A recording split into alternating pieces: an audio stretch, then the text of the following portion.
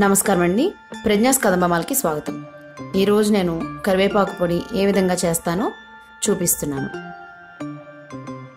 కరివేపాకు పొడికి కావలసిన పదార్థాలు: 1 కప్పు శనగపప్పు, 1 కప్పు మినప్పప్పు, అరకప్పు ధనియాలు, పావు కప్పు జీలకర్ర, నిమ్మకాయ అంత చింతపండు, ఎండుమిరపకాయలు 15, శుభ్రంగా కడిగి ఆరబెట్టిన కరివేపాకు 5 గుప్పెళ్ళు.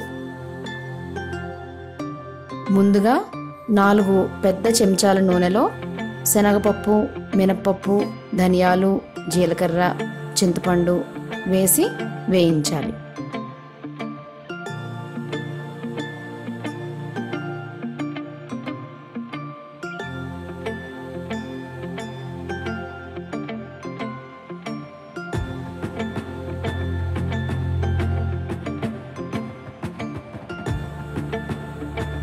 యాభై శాతం వరకు వేగాక కరివేపాకు, ఎండుమిరపకాయలు వేసి కమ్మటి సువాసన వచ్చేంత వరకు వేయించాలి.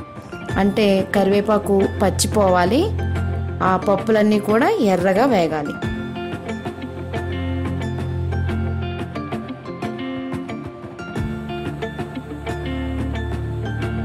వేగిన తర్వాత ఒక వెడల్పాటి పళ్ళెంలో పోసి చల్లారనివ్వాలి.